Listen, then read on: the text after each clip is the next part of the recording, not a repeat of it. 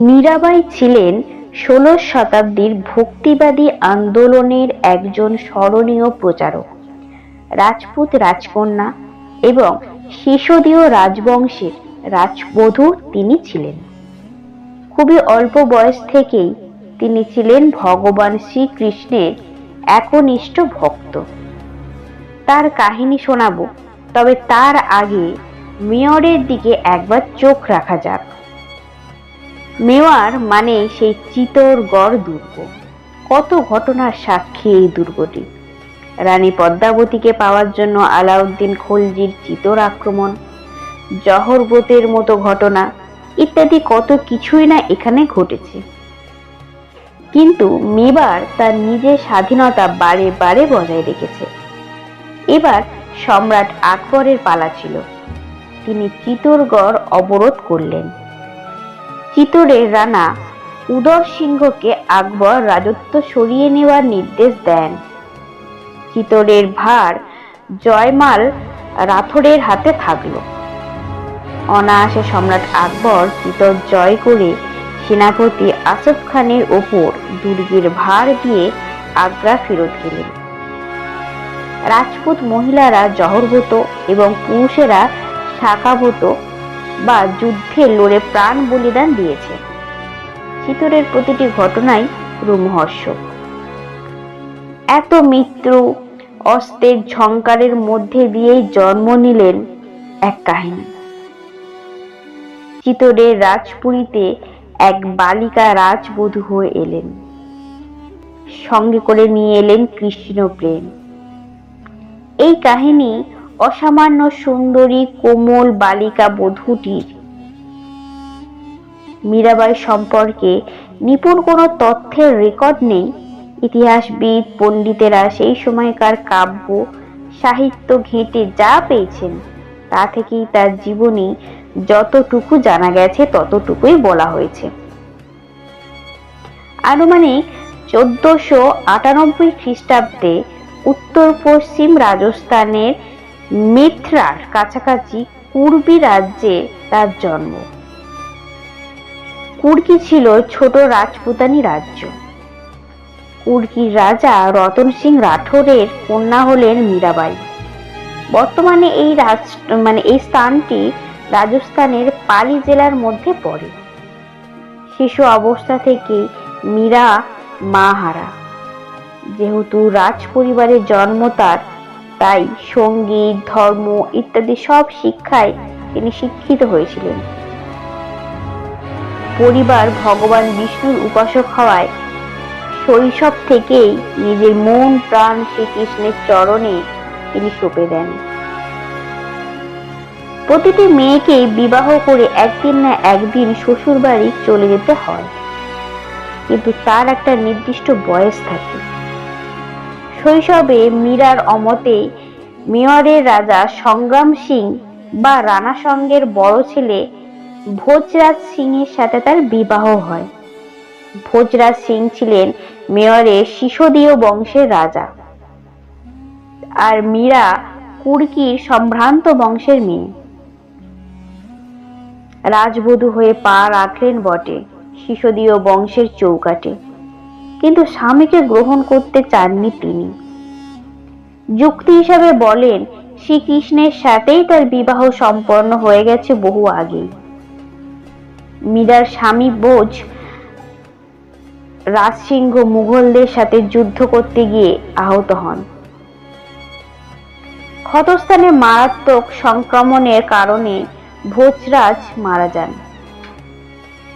এদিকে 1527 সালে খানুয়ার যুদ্ধে মুঘল সম্রাট বাবরের সাথে যুদ্ধে প্রাণ হারান শ্বশুর পিতা রানা সঙ্গ।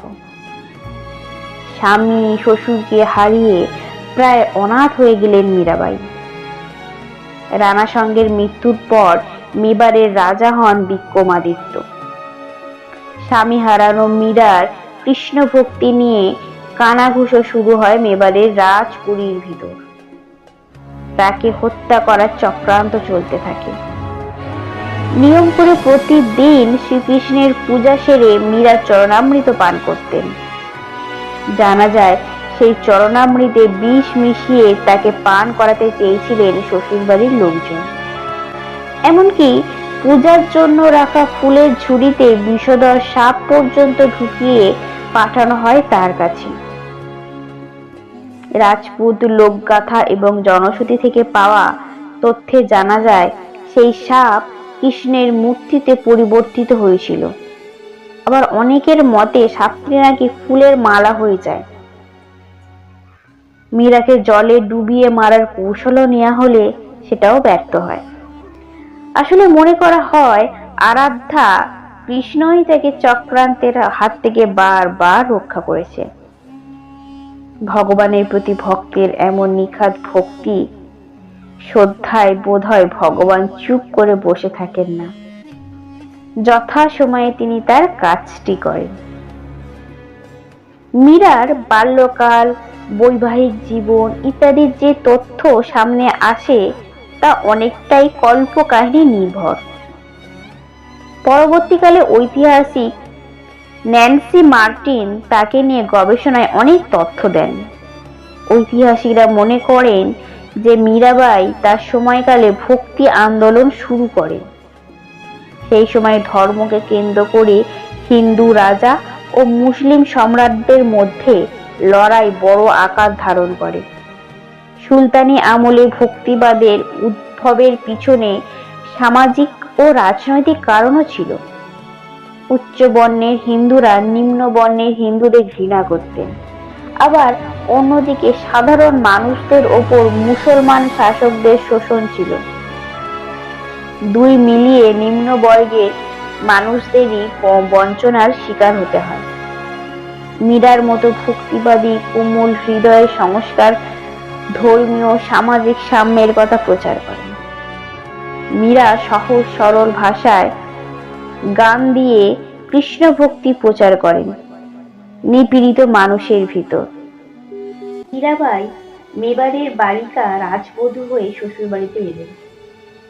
শ্বশুরবাড়ির পরিবার থেকে জুটেছিল দুর্নাম, কিন্তু কৃষ্ণ প্রেম সদা অটুট ছিল। সেই কোন বালিকা বেলায় কৃষ্ণের চরণে নিজেকে উৎসর্গ করেছিলেন মীরা। তার প্রাণের প্রিয় উপাস্য গিরিধারী লালের প্রেমে বিভোর হয়ে অবশেষে মীরা মেবার ছেড়ে তীর্থ পরিক্রমায় বেরিয়ে পড়লেন। মীরাবাই সিদ্ধান্ত নেন যতদিন না কৃষ্ণের দর্শন লাভ হবে ততদিন পথে পথে ঘুরবেন।